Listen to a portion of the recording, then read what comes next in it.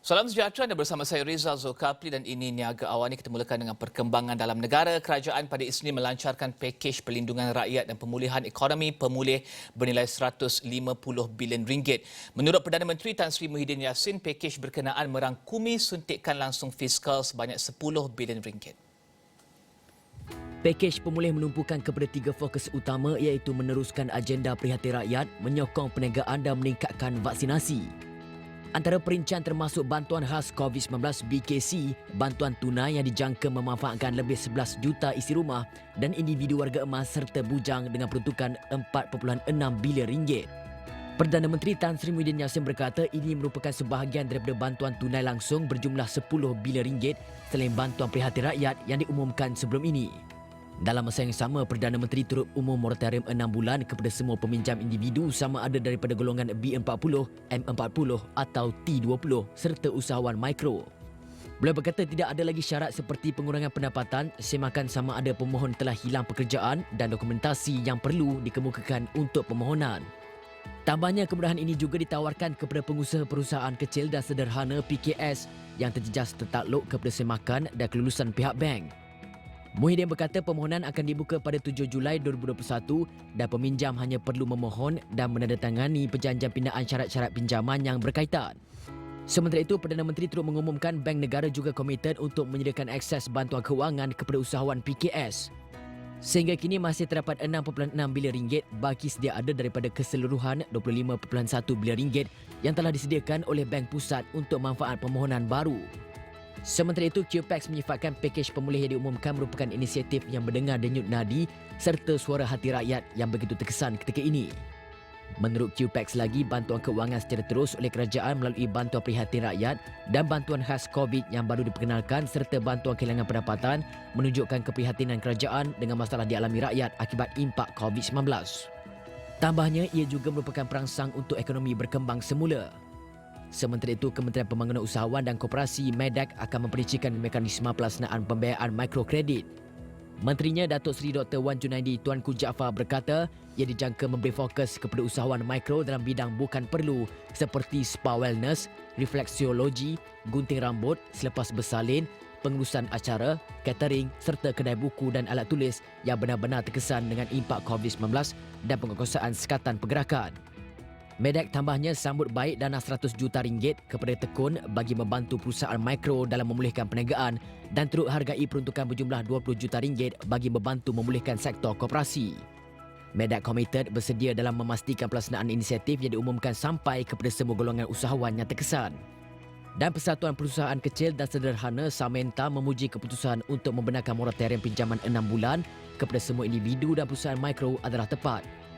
Namun ia merayu kepada kerajaan supaya memanjangkan moratorium itu secara automatik kepada semua PKS dan bukan sekali lagi menyerahkan keputusan kepada pihak bank untuk meluluskan permohonan moratorium secara kes mengikut kes.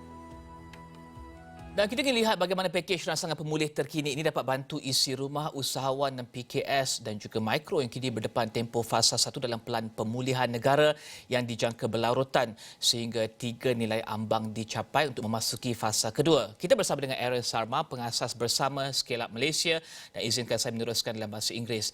Aaron, let's start with your initial reaction to pemulih. Will this be able to address the challenges faced by SMEs and entrepreneurs right now? Hey, good morning, Rizal.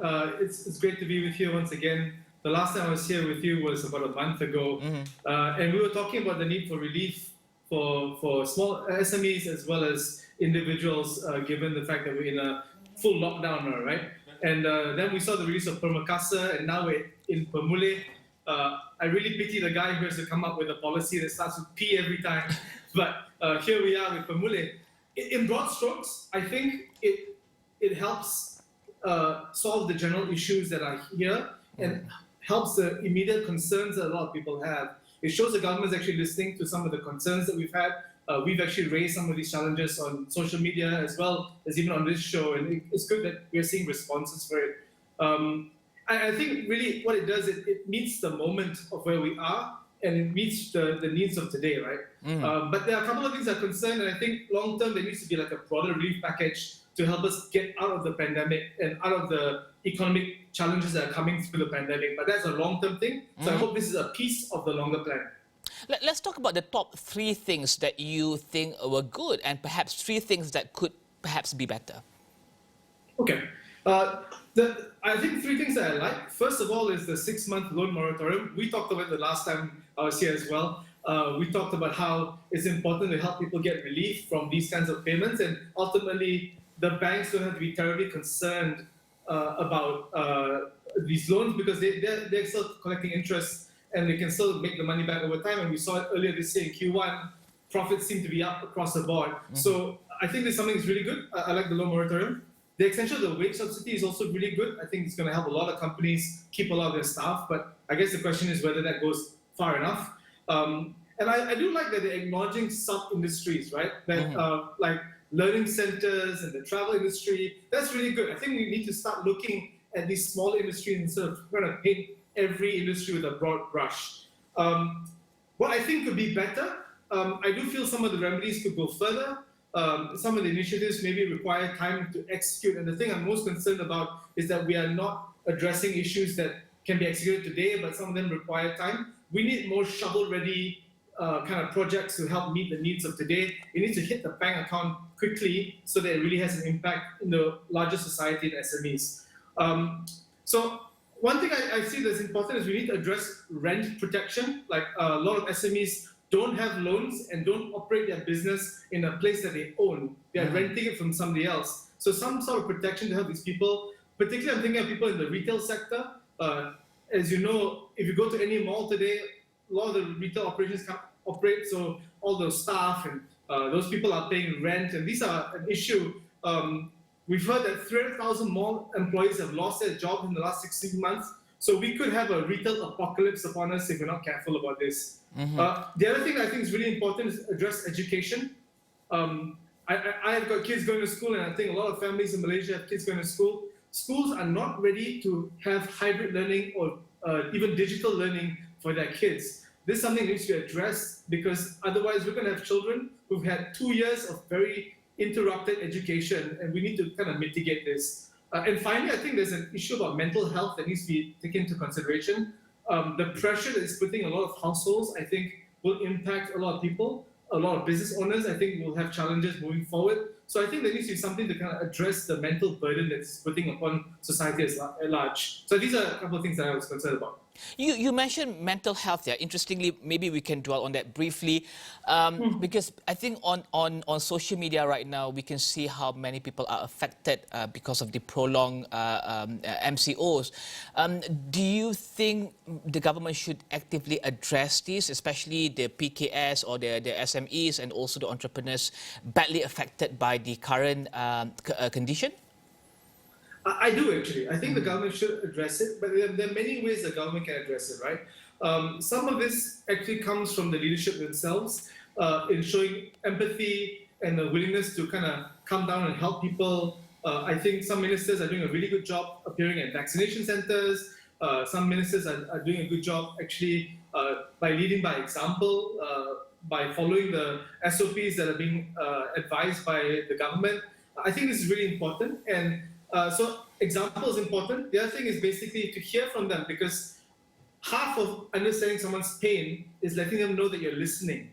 And I think that acknowledgement that the people in power are listening to the challenges of the rakyat, I think is very important. I think will help people in the long run move forward. And of course, there are programs you can have, but that's more longer term. And I do believe that there needs to be a longer term program in place to address the mental burdens that this is going to have on the average household in Malaysia. I think there's a lot of strain and people aren't really acknowledging it. So I think it's something that could be important.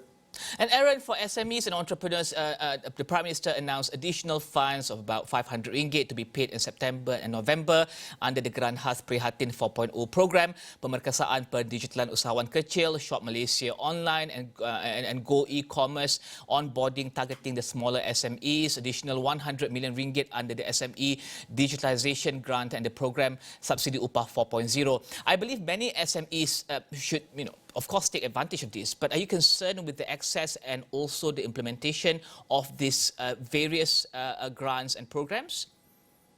So I guess, first of all, I'm really excited that there's a lot of emphasis on digital infrastructure and digital support for SMEs. I think that's really good. But I am really concerned about, as you mentioned, the access to this moving forward. And in April, Datuk Sri Mustafa Muhammad from the PM's department, who looked into economic affairs, made a statement that only 4% of the 1.7 billion in Prihatin and Penjana that was allocated for digital sector had been utilized.